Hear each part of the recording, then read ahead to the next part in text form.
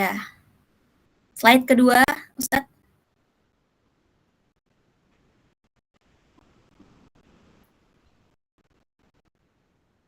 Ya, baik. Terima kasih Ustadz Afif.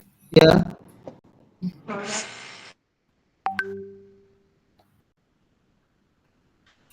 Ya. Kemudian kita masuk ke pembahasan haid. Apa itu haid? Pengertiannya adalah darah normal yang keluar dari pangkal rahim wanita ketika ia sehat, terjadi tanpa sebab khusus pada waktu yang telah diketahui. Tidak sah rasanya kita telah mengetahui pengertian tapi tidak tahu dalil. Dalilnya ada di dalam Al-Quran surah Al-Baqarah ayat 222 yang bunyinya wa yas'alunaka 'anil mahid qul huwa adza fa'tazilun nisaa fil mahid wala taqrabuhunna hatta yathhun. Mereka bertanya kepadamu tentang haid. Katakanlah, haid adalah suatu kotoran. Oleh sebab itu, hendaklah kamu menjauhkan diri dari wanita di waktu haid dan janganlah kamu mendekati mereka sebelum mereka suci. Oke. Wa yas'alunaka 'anil mahid. Al-mahid yang pertama itu terkhusus kepada wanita. Mereka bertanya kepadamu tentang haid, yaitu wanita yang mengalami haid. Qul huwa adza. Haid itu adalah, katakanlah haid itu adalah kotoran. Fa'tazilun nisaa fil mahid. Oleh sebab itu, hendaklah kamu menjauhkan diri dari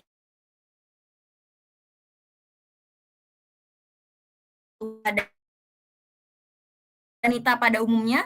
Enggak ya,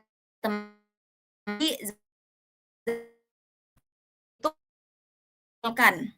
Wanita haid seluruhnya dikucilkan. Padahal maksud dalam ayat ini fa'tazilun nisaa fil mahid itu adalah tempat keluarnya haid atau kemaluan wanita aja. Jadi saat wanita haid itu tidak boleh didekati bagian antara pusar dan lutut, seperti itu.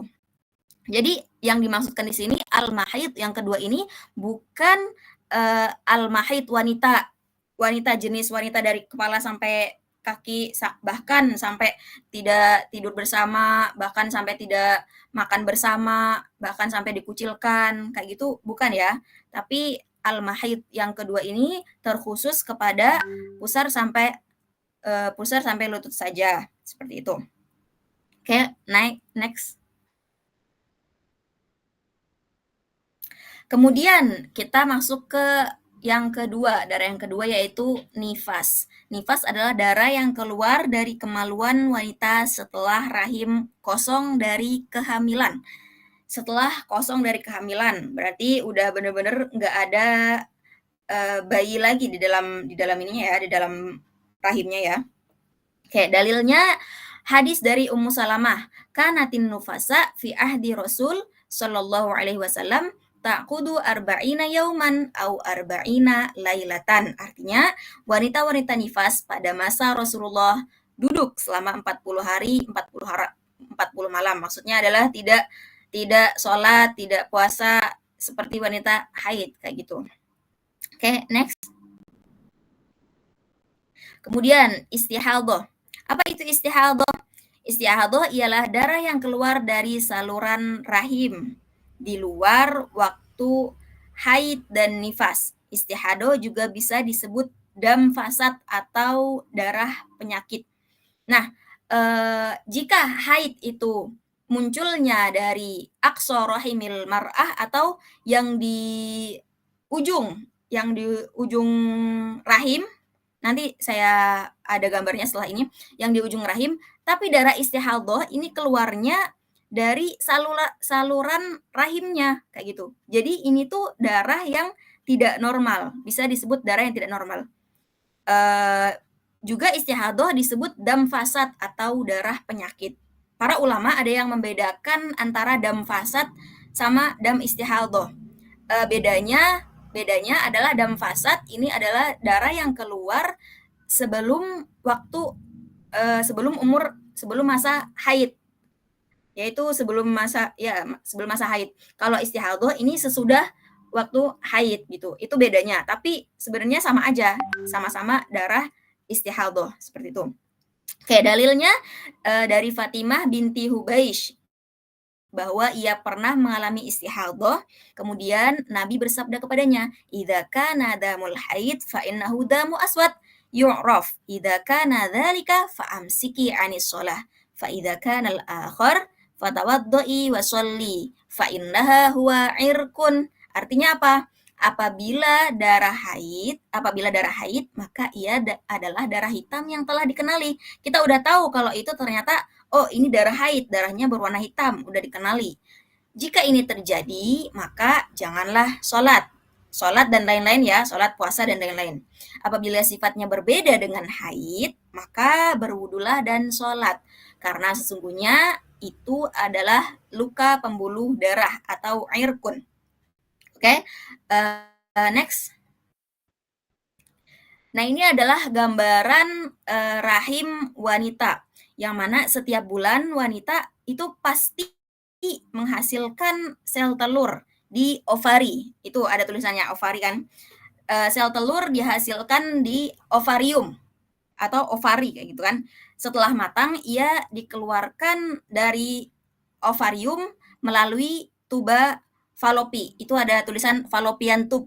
Nah, di situ sel telur yang telah matang dikeluarkan melalui tuba falopi. Inilah yang disebut ovulasi atau masa pembuahan. Nah, kemudian, jika dia terbuahi, maka ia menjadi, janin. Jika ia tidak terbuahi, maka ia luruh. Luruh, masuk ke rahim dulu, habis itu luruh ke bawah, ke vagina. Habis itu, itulah yang disebut dengan darah haid. Kemudian kalau darah istihadhah itu dari mana datangnya darah istihadhah? Kalau haid itu kan dari pangkal rahim ya, dari ujung banget. Itu dari atasnya. Itu uterus itu sama dengan rahim ya.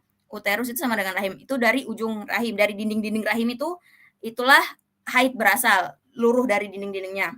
Nah, kalau istihadhah itu bisa aja dari serviks atau bisa aja dari mana-mana, yang jelas itu bukan saluran rahim dan itu bukan istihadhah, itu bukan darah haid. Maka yang saya ketahui dari orang-orang yang sering istihadhah itu darahnya berbeda dengan darah haid, yang mana darah yang dikeluarkan saat istihadhah itu biasanya cenderung segar dan tidak berbau gitu. Kalau misalkan darah haid ini kan darahnya baunya lumayan menyengat ya. Kalau misalkan darah istihadhah itu tidak, darahnya darah segar yang dikeluarkan. Oke, lanjut. Oke, selain dari keluarkan cairan, tahu ya, cairan kewanitaan disebut rutubatul farji. Yang kita sebut dengan keputihan lah, bisa disebut dengan keputihan. Cuman sebenarnya keputihan ini selain darah nih, kita baca dulu, selain darah ada cairan lain yang keluar dari kemaluan wanita yang tidak diketahui apakah ia mazi atau keringat. Nah, kan ada 3 kategori cairan yang keluar dari kemaluan wanita atau laki-laki.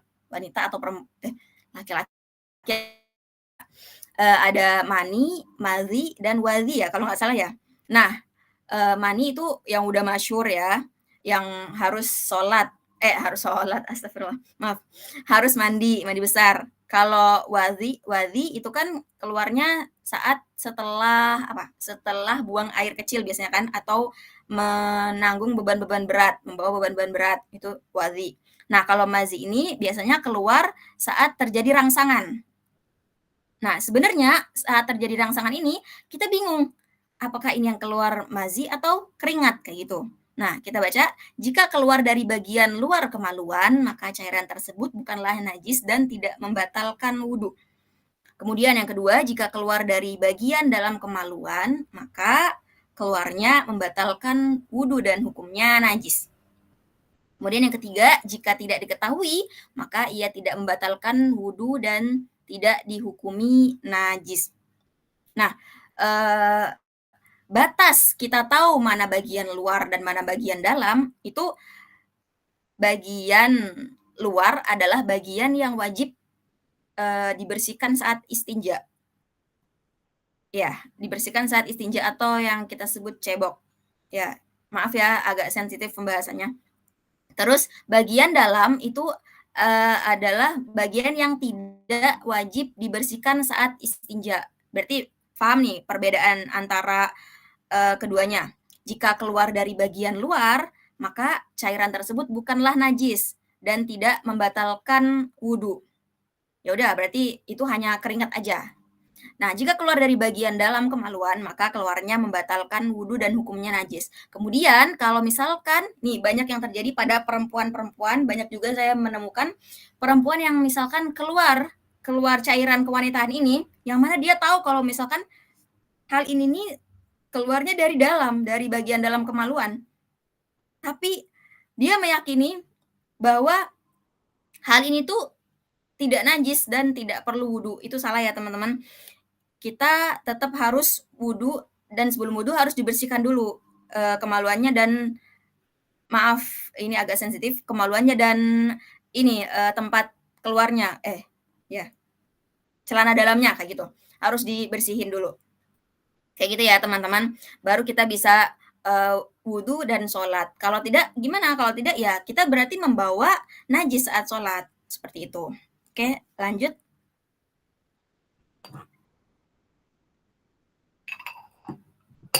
Usia terjadinya haid, durasi, warna, serta sifat-sifat haid. Yang pertama, usia. Usia minimal wanita yang mengalami haid adalah 9 tahun komariatan takribiyah. Apa itu komariyah takribiyah? Yaitu usia 9 tahun kurang 16 hari. 16 hari itu mencakup masa haid yang 15 hari dan 1 hari masa minimal haid.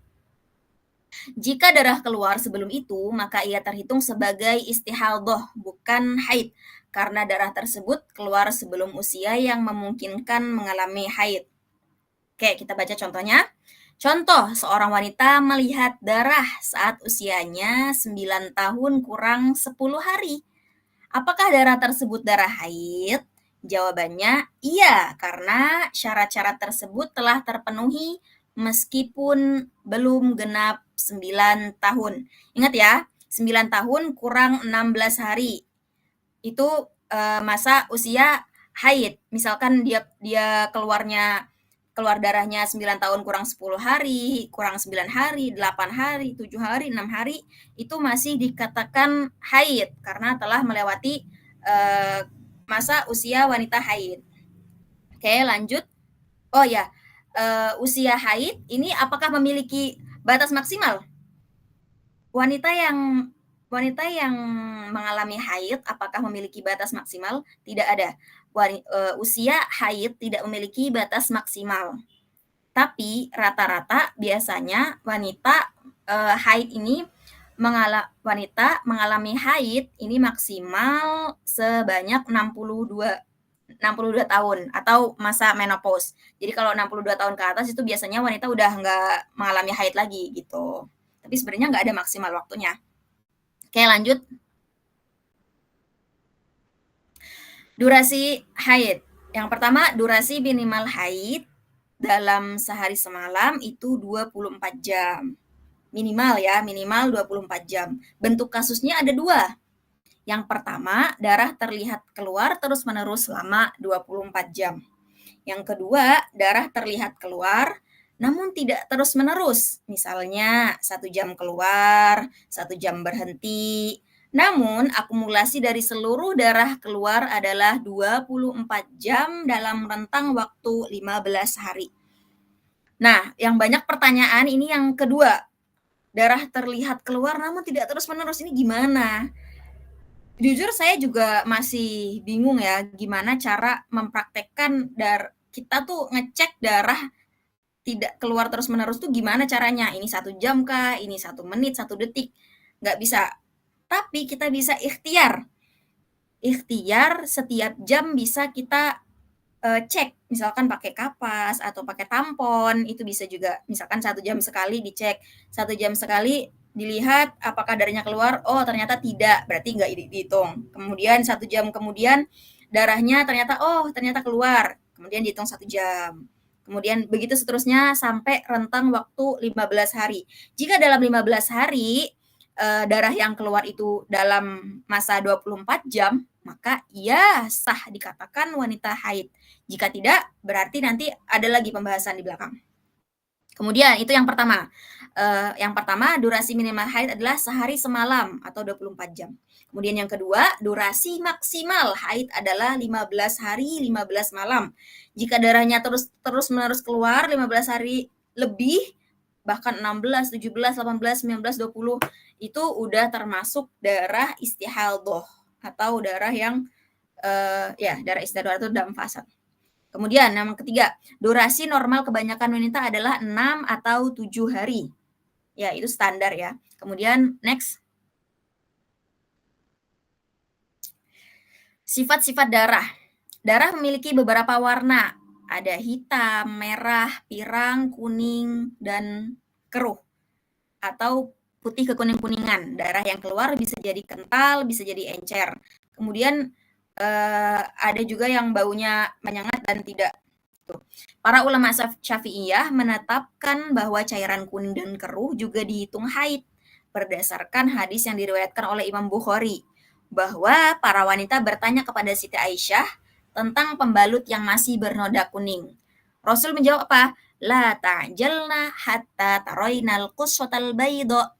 Jangan terburu-buru mandi dan sholat sebelum kalian melihat pembalut itu benar-benar putih.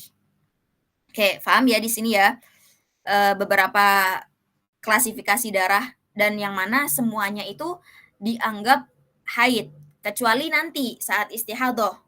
Kita kalau istihadhah itu melihat mana darah yang kuat, mana darah yang lemah seperti itu. Tapi sekarang untuk haid semuanya dianggap darah haid kayak gitu. Next. Oke. Tanda-tanda suci dari haid. Tanda haid telah berhenti adalah tanda haid telah masih kedengaran kan suara saya?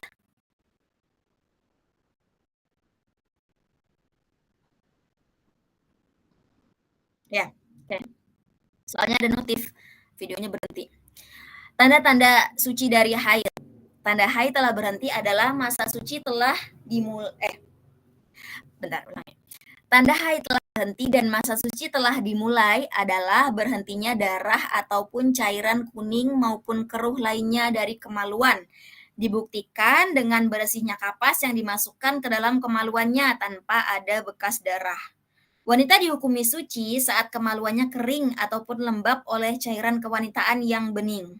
Berdasarkan riwayat sahih dari Siti Aisyah radhiyallahu anha, la ta'jalna hatta tarainal qussatal baydo. Jangan terburu-buru mandi dan sholat sebelum kalian melihat pembalut itu benar-benar putih. Nah, dari sini kita mendapatkan dua klasifikasi ya. Yang pertama, tanda haid itu kita buktikan dengan melihat atau memasukkan kapas ke dalam kemaluan. Jika kapas itu telah bersih, maka dia telah suci. Nah, yang kedua, kita melihat kemaluannya kering atau lembab oleh cairan kewanitaan yang bening. Nah, maaf ya, untuk sharing aja, biasanya saya sendiri pribadi itu biasanya melihat dari dua hal ini. Biasanya pakai hal yang pertama, keadaan yang pertama atau keadaan yang kedua. Tapi paling seringnya itu keadaan kedua. Soalnya kita kan nggak tahu ya kapan darah itu akan keluar, kapan darah itu akan berhenti kayak gitu. Maka kalau misalkan udah ada cairan yang warna bening, itu bisa dipastikan udah nggak ada darah lagi di rahim kita gitu. Biasanya kalau misalkan untuk cuma memasukkan kapas ke farji itu nggak menjamin darah yang di dalam rahim itu belum bersih semua gitu ya, paham ya? Tapi kalau misalkan udah melihat cairan kewanitaan yang bening, oh berarti ini udah hampir dipastikan bahwa di dalam rahim kita udah bersih dari darah haid, seperti itu. Ini menurut menurut eksperimen saya ya selama ini. Oke, lanjut. Suci antara haid dan nifas. Suci antara haid dan nifas. Batas minimal. Kenapa di sini temanya judulnya suci antara haid dan nifas? Karena nanti di belakang ada lagi suci antara nifas dan haid, karena itu dua hal yang berbeda. Oke, sekarang kita bahas suci antara haid dan nifas. Batas minimal suci antara haid dan nifas adalah tidak ada. Bahkan haid dan nifas bisa jadi tidak diselingi dengan terhentinya darah. Misalnya, jika seorang wanita hamil melihat darah keluar selama 5 hari, kemudian ia melahirkan dan darah nifasnya langsung keluar. Darah yang keluar sebelum ia melahirkan adalah darah haid, sedangkan darah yang keluar setelahnya adalah darah nifas. Nah, saya juga pernah ditanya, sepupu saya waktu itu hamil, terus udah 9 bulan, ditanya, kira-kira ini saya haid atau bukan ya? Soalnya saya ini lagi hamil gitu. Terus ya saya kasih tahu bahwa suci antara haid dan nifas itu tidak ada, dan bisa jadi wanita yang hamil juga nggak mustahil haid gitu. Jadi wajar aja, ada aja wanita hamil yang haid kayak gitu. Oke, jadi suci antara haid dan nifas itu tidak ada ya teman-teman. Kemudian selanjutnya, suci antara nifas dan haid. Kalau tadi suci antara haid dan nifas, berarti darah yang pertama yang keluar itu haid, kemudian yang keluar itu nifas, itu berarti tidak ada jeda di antara keduanya, berarti ya sah kayak gitu ya. Yang pertama haid, yang kedua nifas. Kemudian kalau misalkan darah yang pertama keluar adalah nifas, kemudian keluar lagi darah kedua, nah ada ketentuannya nggak kayak gitu. Nah, ada dua keadaan suci antara nifas dan haid. Ada dua keadaan suci antara nifas dan haid. Yang pertama, darah berhenti sebelum batas durasi maksimal nifas. Darah berhenti sebelum batas durasi maksimal nifas, yaitu 60 hari. Maka terhentinya darah ini baru bisa dikatakan suci antara nifas dan haid jika masanya mencapai 15 hari 15 malam. Contoh nih, ada wanita hamil, kemudian dia melahirkan. Langsung nih keluar darah, hari pertama keluar sampai hari ke-30. Kemudian darahnya berhenti. Kemudian 15 hari kemudian 15 hari kemudian darahnya keluar lagi, darah yang kedua. Maka darah yang kedua ini sah dihukumi darah haid. Ya, begitu caranya. Karena udah udah mencapai 15 hari 15 malam. Kemudian keadaan yang kedua, darah berhenti ketika durasi maksimal 60 hari telah tercapai. Maka tidak harus dihitung waktu sucinya 15 hari. Misalkan iya nih terjadi nifas terusan sampai 60 hari. Berhenti 1 hari. Kemudian ke 62-nya datang lagi darah. Itu darah apa? Itu yang kedua adalah darah haid gitu ya. Beda lagi kalau ia mengeluarkan darah dari hari pertama sampai hari ke-70, 80, 90, 100 itu dikategorikan lagi nanti menjadi istihadatu fin nifas. Itu nanti di pembahasan belakang. Oke, next. Pengertian nifas. Nifas secara bahasa adalah melahirkan. Dinamakan nifas karena ia terjadi setelah kelegaan atau nafas, setelah kelegaan. Secara istilah, nifas adalah darah yang keluar setelah rahim benar-benar kosong. Kalau rahimnya masih ada, misalkan anak kembar, itu kemudian anak yang pertama udah keluar, kemudian keluar darah, kemudian anak kedua keluar lagi, itu dinamakan nifas bukan? Bukan, itu namanya, kalau tidak salah itu namanya darah tolak. Darah tolak itu darah kontraksi, darah melahirkan, ya, darah tolak kalau nggak salah namanya itu. Kemudian next.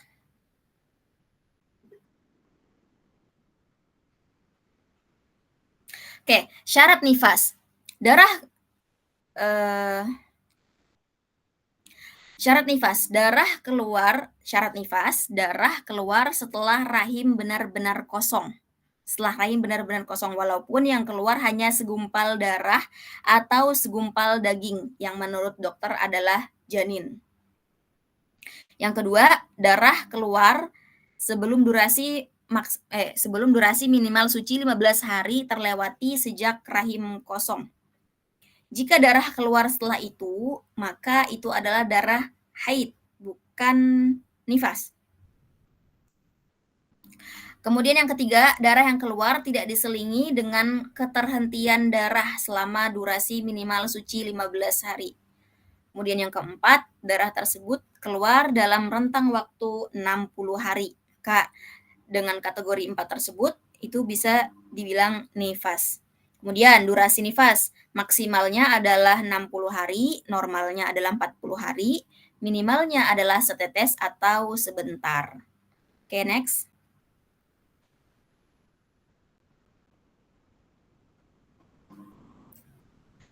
Kapan durasi nifas dimulai? Durasi hukum nifas adalah sejak darah terlihat. Jika darah belum keluar, maka durasi nifas belum dimulai. Oke, adapun durasi bilangan nifas adalah dimulai sejak rahim kosong dari seluruh kandungan. Bedanya apa nih antara keduanya? Aplikasi, kita lihat dulu aplikasinya. Seorang wanita melihat darah nifas baru keluar 10 hari setelah melahirkan. Berarti dia setelah melahirkan nggak mengeluarkan darah ya. Keluar darah setelah 10 hari. Berdasarkan bilangan, kita akan katakan bahwa ia telah mengalami nifas selama 10 hari. Berarti kalau berdasarkan bilangan itu dihitungnya udah nifas selama 10 hari. Namun, hukum yang berkaitan dengan nifas baru dimulai pada hari ke-10. Maka itu adalah hari pertama ia menjalankan hukum-hukum terkait wanita nifas. Dia nggak boleh sholat, nggak boleh puasa, nggak boleh berhubungan. Itu saat apa? Saat darahnya keluar. Saat darahnya keluar, bukan dari awal dia selesai melahirkan. Karena dari selesai melahirkan dia tidak mengeluarkan darah, kayak gitu. Tapi dihitung ia nifas adalah sejak dia melahirkan. Oke, paham ya dari situ? Oke, next.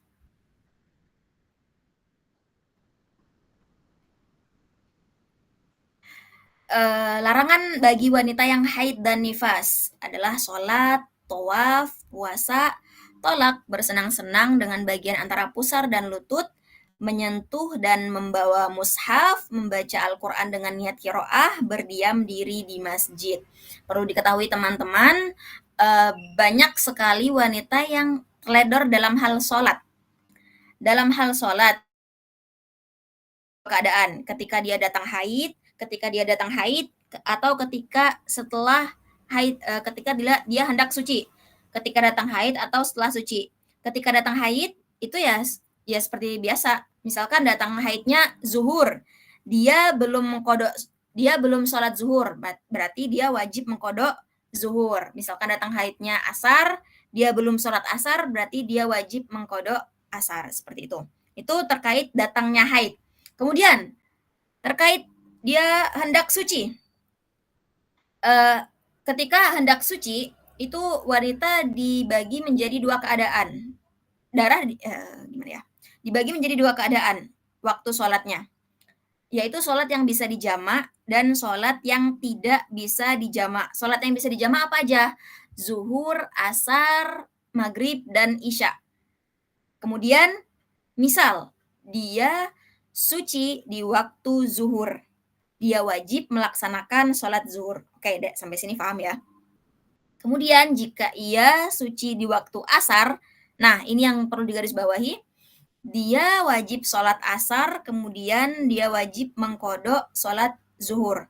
Karena apa? Karena sholat zuhur dan asar ini sholat yang bisa dijamak dan kayak dua yang tidak bisa dipisahkan gitu. Jadi kalau misalkan dia sucinya asar, berarti dia wajib mengkodok zuhur. Kemudian kalau dia sucinya maghrib, dia wajib sholat maghrib. Kalau dia sucinya isya, dia wajib kodok isya, dia wajib kodok maghrib dan melaksanakan sholat isya. Karena apa? Karena dikhawatirkan ternyata darah tersebut telah suci di waktu sebelum dia suci. Misalkan asar dia suci. Nah, dikhawatirkan darah itu sebenarnya telah berhenti di waktu zuhur, maka wajibnya kodok zuhur. Kayak gitu. Dia suci saat isya. Dia wajib mengkodok maghrib. Kenapa? Karena dikhawatirkan darahnya telah berhenti di waktu maghrib tersebut. Nah, kalau subuh gimana? Kalau subuh enggak. Kalau subuh ya udah, dia sholat subuh aja. Gitu ya. Kemudian tawaf. Ya, jelas tawaf tidak boleh. Puasa juga tidak boleh, talak juga tidak boleh, bersenang-senang dengan bagian antara pusar dan lutut tidak boleh, menyentuh dan membawa mushaf tidak boleh. Namun jika membawanya dengan banyak barang-barang lain seperti tas, seperti handphone, buku dan lain-lain, dikategorikan lagi jika dia niat membawa barang lain, bukan niat membawa mushaf, bukan niat membawa mushaf, maka boleh. Tapi dia membawa tas, di dalamnya mushaf, dan dia meniatkan untuk membawa mushaf, itu malah yang nggak boleh, yang termasuk larangan bagi wanita yang haid dan nifas. Kemudian membaca Al-Quran dengan niat kiro'ah. Membaca Al-Quran dengan niat kiro'ah, mutlak nggak boleh ya. Tapi jika diniatkan zikir, diniatkan untuk nasihat atau bercerita, biasanya guru-guru nih biasanya menceritakan tentang Al-Quran kayak gitu boleh berarti.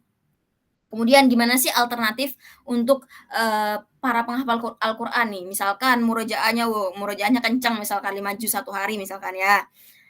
Kemudian kalau nggak murojaah tuh rasanya gimana gitu kan? Nah, jadi alternatif untuk orang-orang penghafal Al-Quran ini bisa pakai 3 hal. Yang pertama, taklid kepada Imam Malik. Taklid kepada Imam Malik, karena di Imam Malik itu wanita yang haid itu tidak apa-apa membaca Al-Quran kayak gitu.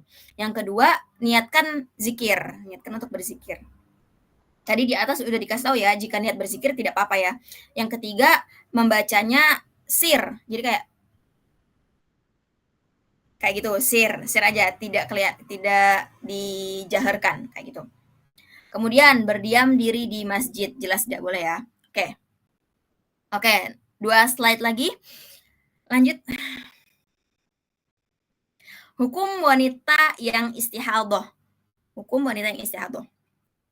Darah istihadah adalah darah penyakit. Dengan kata lain, keluarnya darah tersebut menyebabkan terjadinya hadas. Efeknya, wudhu batal, akan tetapi puasa dan sholat tetap wajib. Ingat ya, puasa dan sholat tetap wajib, tapi wudhunya batal. Maka, jika mengalami istihadah, seorang wanita harus membasuh darah, mengganti pembalut, berwudu setiap hendak melaksanakan sholat. Kemudian, landasan dalilnya adalah hadis dari Siti Aisyah radhiyallahu anha. Ia berkata bahwa Fatimah bin Abi Hubaish datang kepada Nabi dan berkata, "Wahai Rasulullah, saya wanita yang mengalami istihadah dan tidak kunjung suci. Apakah saya tetap meninggalkan sholat?" Rasulullah menjawab, "La, innama dzalika irkun wa laisa dzalika bil haidah, fa idza aqbalatil haid fatruki shalah, fa idza dhahaba qadruha faghsili angkad dam wa sholli." Rasul bilang apa? Rasul bilang tidak, itu keluar dari pembuluh darah, bukan pangkal rahim, sehingga itu bukan haid namanya. Apabila haid datang, memang sholat ditinggalkan. Namun jika durasi telah terlewati, bersihkanlah darah yang keluar lalu sholatlah. Jadi wanita istihadah juga harus puasa, sholat, dan melaksanakan ibadah-ibadah lain. Tidak seperti wanita haid dan nifas. Oke, next. Tata caranya gimana? Tata caranya, ia harus membasuh kemaluannya sebelum berwudu. Oke, berarti dia istihadah nih. Dia harus membasuh kemaluannya sebelum berwudu. Wudunya orang istihadah itu berbeda dengan wudunya orang yang biasa. Jika biasa kita memakai niat yang nawaitul wudu'a liraf'il hadatsil asghari fardhu lillahi ta'ala. Tapi kalau untuk niat berwudu bagi wanita yang istihadhah itu nawaitul wudu'a listibahatis shalah lillahi ta'ala. Listibahatis shalah itu artinya untuk diperbolehkannya sholat. Karena apa? Karena dia dalam keadaan khusus, yaitu wanita istihadhah. Kemudian, poin kedua, ia mesti menggunakan sejenis kapas yang dimasukkan ke kemaluan untuk mencegah keluarnya najis atau mengurangi intensitas darah dengan syarat satu, tidak memudorotkan. Dua, tidak sedang berpuasa karena memasukkan sesuatu ke rongga-rongga itu membatalkan puasa ya. Tidak sedang berpuasa. Jika sedang puasa, maka dipakai malam hari saja. Yang ketiga, memakainya saat membutuhkan saja.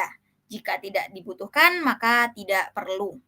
Berarti untuk dimasukkan ke kemaluan ya, dimasukkan kapas ke kemaluan. Yang poin ketiga, menggunakan pembalut. Dengan syarat yang pertama, jika kapas tersebut tidak cukup menghambat darah, maka ia harus memakai pembalut. Jika tidak, maksudnya sudah cukup menghambat, maka tidak perlu memakai pembalut. Yang kedua, jika tidak mendapat mudorot dengan memakai pembalut. Tapi jika ada mudorotnya, ya udah nggak apa-apa. Berarti kan ada mudorot. Terus selanjutnya ia harus berwudu saat waktu sholat telah masuk. Berarti setiap waktu sholat telah masuk, dia harus ganti wudu. Nah, kategori sholat apa yang dimaksud di sini? Kategori sholat fardu. Kalau sholat sunnah itu nggak apa-apa, sholat sunnah berulang-ulang, kayak gitu. Termasuk sholat jenazah juga ya. Kalau sholat jenazah juga nggak apa-apa. Yang dimaksud sholat di sini adalah sholat fardu. Kemudian, seluruh aktivitas bersuci dilakukan secara berturut-turut tanpa jeda. Kemudian selanjutnya, ia tidak boleh menunda sholat karena alasan apapun kecuali yang berkaitan dengan masalah sholat seperti menutup aurat, menunggu sholat berjamaah, menunggu iqomah, seperti itu. Jika ia menunda sholat karena sesuatu yang tidak ada sangkut pautnya dengan sholat, maka ia harus mengulang kembali urutan bersuci dari awal. Nah, sekian pembahasan kita pada malam hari ini. Jika ada pertanyaan, silahkan kita bisa diskusikan bersama ya. Saya kembalikan ke moderator.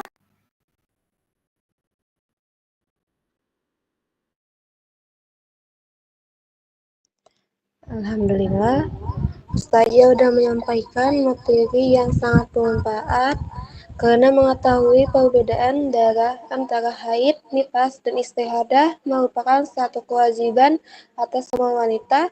Lelaki pun harus tahu mengenai hal ini. Baik, yang ingin bertanya dipersilahkan.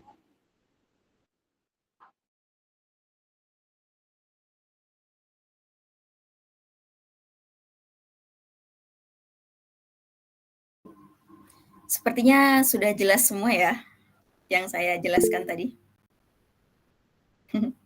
Silakan teman-teman.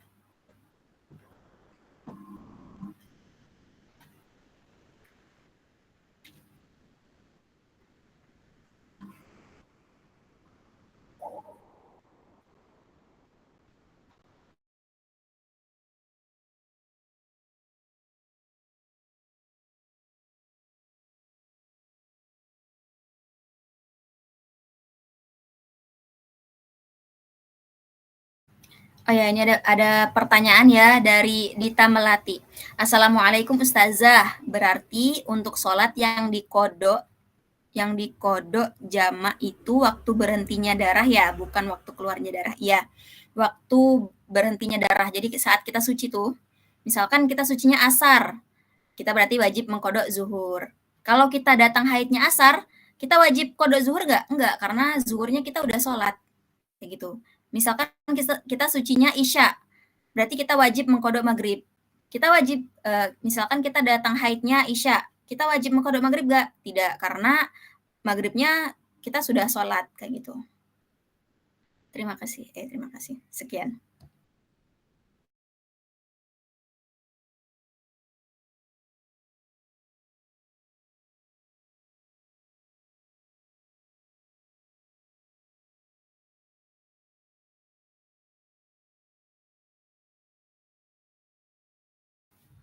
Ya, sama-sama Mbak Dita.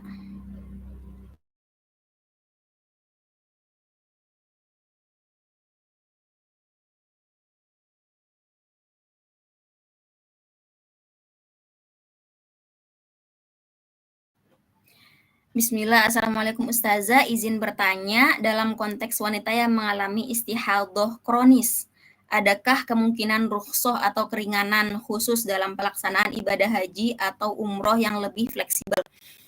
Oke, eh, yang saya tahu ya, yang saya pernah belajar itu ada sebelum haji atau umroh itu ada ya obat untuk penunda haid, penunda haid ya. Kalau misalkan bisa memakai itu, ya lebih baik dipakai itu. Soalnya yang saya tahu, orang tua saya pas haji juga memakai obat penunda haid kayak gitu. Nah, jika tidak ada, wallahu alam, saya rasa itu udah termasuk nggak apa-apa gitu ya. Maksudnya saya belum mempelajari lebih dalam. Tapi untuk wanita yang istihadah ini kan ya harus setiap hari ganti, setiap hari, setiap sholat ganti, setiap ini ganti. Sedangkan untuk haji ini kan waktunya sangat terbatas. Wallahu alam, mungkin ada keringanan, tapi nanti saya bakal tanya lagi ke guru-guru saya ya untuk lebih jelasnya di kitab mana kayak gitu. Untuk di kitab Ibanah wal Ifdah sendiri tidak dijelaskan hal seperti itu, Kak Atfaita kayak gitu. Tapi nanti insya Allah saya akan cari dan tanya ke orang-orang yang lebih lebih di atas saya ilmunya. Terima kasih ya Kak, udah bertanya.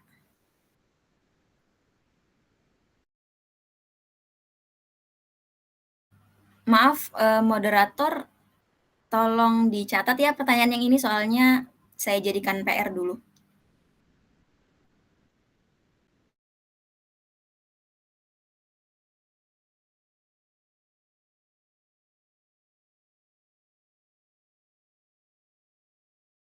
Baik Ustazah.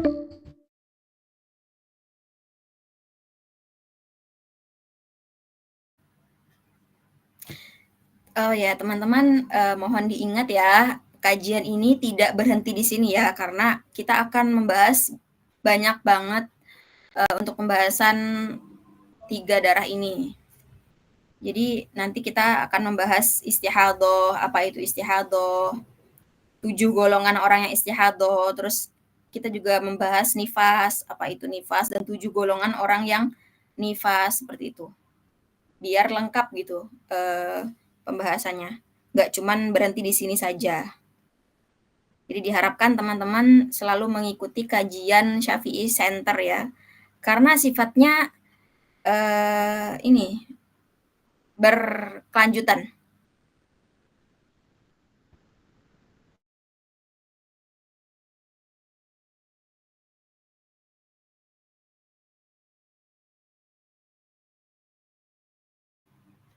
Oke, dari Putri Maulidia. Assalamualaikum Ustazah, mohon maaf izin bertanya. Jika kita datang bulan di 1 bulan itu ada 2 kali, tapi waktunya 1 minggu juga. Itu bagaimana ya Ustazah? Apa tetap datang bulan atau bagaimana? Ya, untuk pembahasan darah yang keluar lebih dari durasi maksimal haid atau 15 hari, itu akan kita bahas di pertemuan selanjutnya. Namun sekarang saya bahas singkat ya. 1 bulan datangnya 2 kali, waktunya 1 minggu. Itu berarti jika dikalkulasikan semua darah itu mencapai 15 hari enggak? Kalau misalkan mencapai 15 hari, berarti dua-duanya itu darah haid. Kalau mencapai 15 hari. Kalau misalkan lebih dari 15 hari, berarti ada kategori lain. Kita bisa nanti hitung bareng-bareng saat di kajian selanjutnya. Begitu. Bisa jadi ini termasuk darah istihadhoh. Bisa jadi ini termasuk darah istihadhoh. Tapi istihadhoh yang seperti apa? Karena istihadhoh nggak cuma satu darah. Satu kategori. Istihadhoh itu ada 7 kategori. Ada istihadhoh yang dia tahu waktu dan durasi haidnya, ada istihadhoh yang tidak tahu waktu dan durasinya, ada istihadhoh yang dia lupa segalanya waktunya kapan, durasinya kapan, kapan terakhir haid, ada yang seperti itu. Nanti kita kategorikan di situ. Nah, dan kita menghukumi darah yang pertama atau yang kedua itu jika kita telah mengetahui masuk dalam kategori apa dia. Seperti itu ya. Diharapkan kepada Mbak Putri Maulidia untuk ikut lagi kajian tentang darah ini, biar bisa terjawab. Begitu ya, Mbak?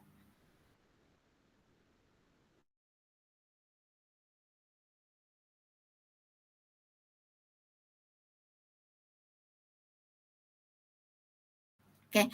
Assalamualaikum Ustazah, izin bertanya bagaimana dengan wanita yang haidnya tidak teratur dikarenakan memakai KB hormon. Saking tidak teraturnya, kita jadi lupa kapan waktu haid yang tepat.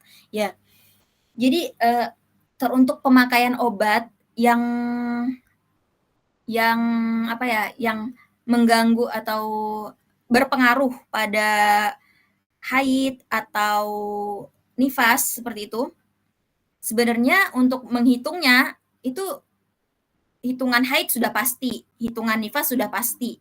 Begitu pula istihadoh. Nah, yang bikin dia berpengaruh itu kan karena obatnya. Jadi, tadi saking tidak teraturnya kita jadi lupa kapan waktu haid yang tepat. Nah, maka karena haid, nifas dan istihadoh itu telah pasti, kewajiban kita adalah harus tahu kapan waktu haid, kapan waktu nifas, kapan waktu istihadoh, seperti itu. Karena kan syariat nih udah tepat memberikan kita jalan keluar. Nah, tugas kita apa? Tugas kita mencatat ikhtiar, apakah ini termasuk darah haid, apakah ini termasuk darah istihadoh, seperti itu. Maksudnya saking tidak teraturnya itu bagaimana ya? Maksudnya saking tidak teraturnya sampai sebulan jadi 2 kali, 3 kali, 4 kali, seperti itukah? Nah, jika seperti itu, diharapkan Mbak Mbak Rina untuk terus mengecek ya, terus menulis kapan darahnya keluar, kapan terakhirnya, seperti itu. Biar kita bisa mengkategorikan apakah ini termasuk haid, oh ternyata ini masih termasuk haid, ternyata ini termasuk istihadoh, ternyata ini termasuk istihadoh tu fil haid, istihadoh tu fil nifas, seperti itu.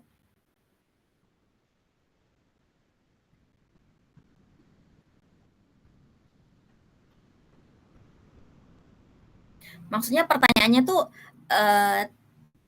wanita yang haidnya tidak teratur dikarenakan memakai KB hormon. Iya, nggak apa-apa. Haid itu tidak berpengaruh durasi apa bukan. Hukum syariat terkait haid itu tidak berpengaruh kepada obat-obatan ya. Syariat tetap haid ya minimal 1 hari, maksimal 15 hari, kayak gitu. Sudah tercatat dengan pasti. Jadi kitanya yang harus ikhtiar untuk melihat apakah darah ini darah haid atau bukan, seperti itu, Mbak.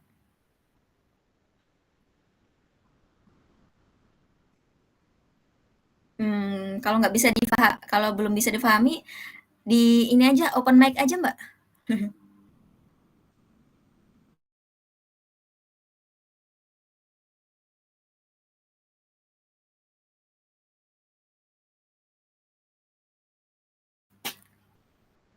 Moderator ini mau sampai jam berapa ya kira-kira?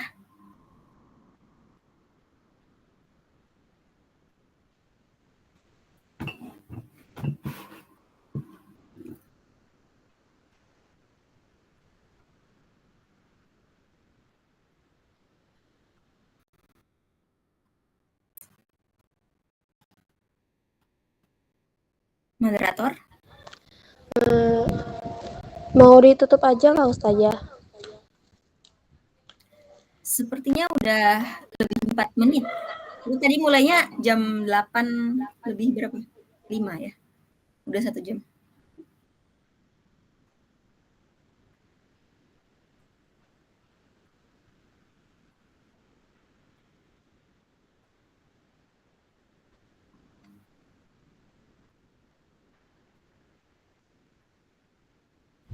Ya, moderator silakan ditutup. Baik, Ustazah.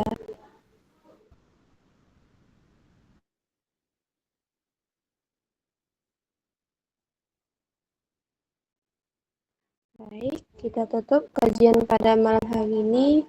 Terima kasih saya ucapkan kepada Ustazah dan seluruh anggota SAPI Center atas partisipasinya sehingga acara ini bisa berjalan dengan lancar. Saya mohon maaf dan keridaan jika terdapat kesalahan ketika berbicara. Wabillahi taufik wal hidayah. Wassalamualaikum warahmatullahi wabarakatuh. Waalaikumsalam warahmatullahi wabarakatuh.